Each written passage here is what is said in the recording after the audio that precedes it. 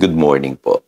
Tayo po'y mag-aral ng salita ng Diyos. Psalm 103 verse 3. Ang lahat kong kasalanan ay siyang nagpapatawad at anumang aking sakit ginagamot niya ang lahat. Ang Diyos ang ating tunay na manggagamot. Bakit po ako naniniwala dyan? Kasi bata pa lamang po ako'y masasakitin na po. 2 beses po ako naoperahan bago po ako graduate ng high school. At marami po akong karamdaman sa aking katawan. Napakapayat ko po, masasakitin po ako at mahiyain. Punong-puno po ng takot palagi. Nahihiya po ako sa tao. Kaya hindi ko po na-enjoy ng labis yung aking kabataan dahil po sa karamdaman. Marami pong tanong sa aking isipan noon kasi akala ko ang Diyos ang pinagmumulan nitong aking mga karamdaman at ang aming mga problema sa buhay, sa pamilya po namin.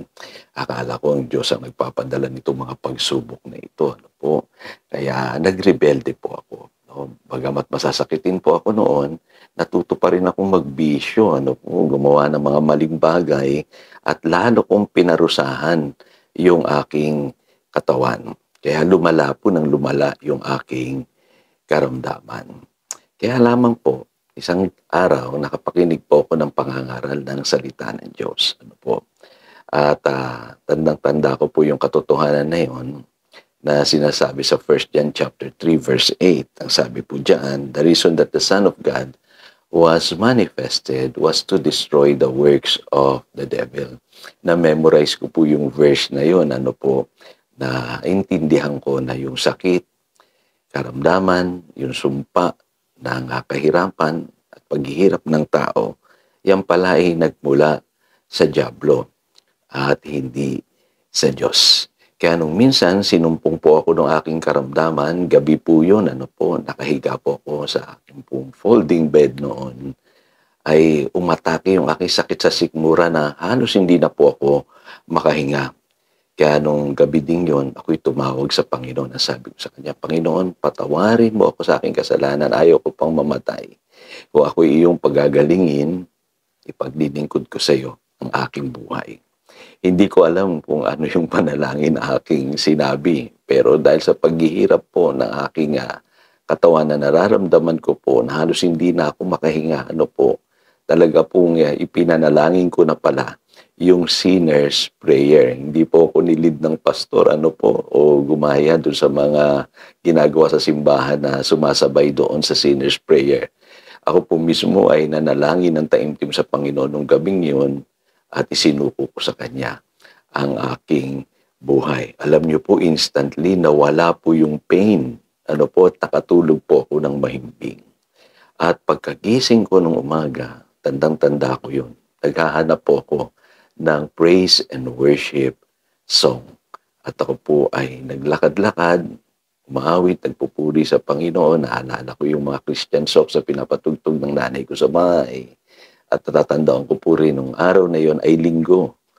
Pumunta po ako sa simbahan.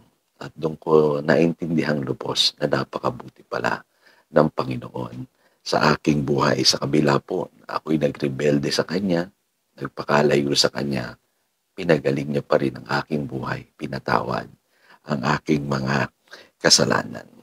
Ngayon, mahalagang katotohanan to mga kapatid, na ang ating Panginoong Hesus po ay naparito to destroy the works of the devil. Ano ba ang gawa ng diablo sa buhay ng tao? Yung kasalanan, yung sumpa ng kasalanan, kasama po dyan yung karamdaman, maging yung poverty. At hindi lamang yan, inaayos po ng Diyos ang ating buhay sa pamamagitan po ng Kanya pong pagliligtas sa atin. Complete package po ang redemption na ino-offer ng Panginoon. Kung babasahin po natin yung Psalm 103 verse 4, ang sabi po dyan, who redeems your life from the pit of corruption, who beautifies, dignifies, and crowns you with loving kindness and tender mercies. So, pinapaganda pala ng Diyos yung ating buhay.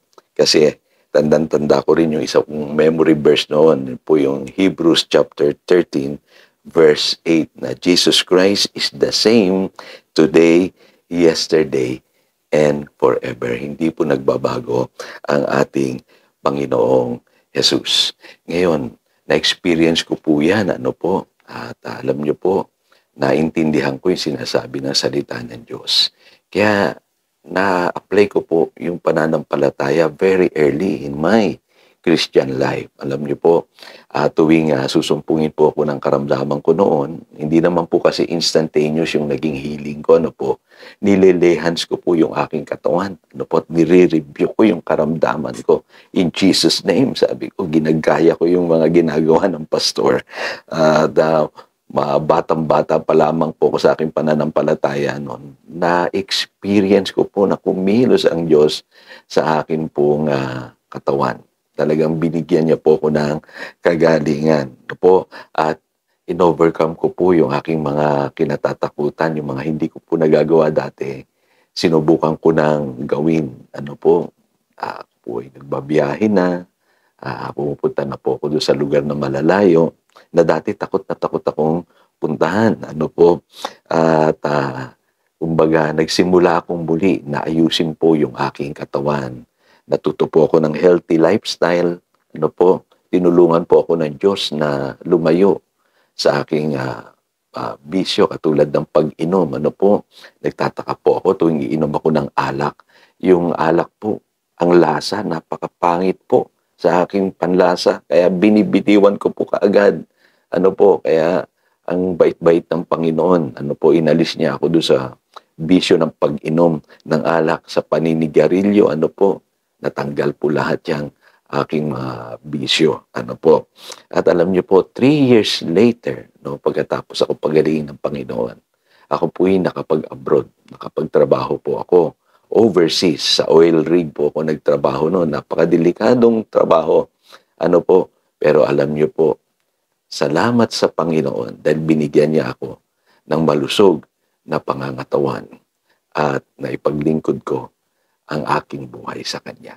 Pagkatapos po na ako po ay gumaling, nakita ko po napakarami pa lang opportunities and blessings na pwede nating maranasan kapag binago na ng Diyos ang ating buhay. Kaya alam niyo mga kapatid, maniwala po tayo that God is our healer and Jesus is the same yesterday, today, and forever. Ito si Pastor Jojo nagpapaalala upang daluyan tayo ng pagpapala, manatili tayo sa kanyang salita. Good morning.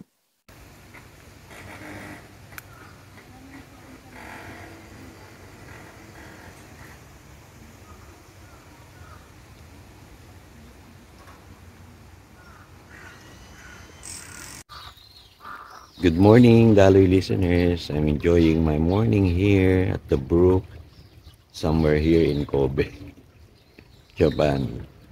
Kaya kumusta po kayo? Magpagpalang umaga po sa inyong lahat.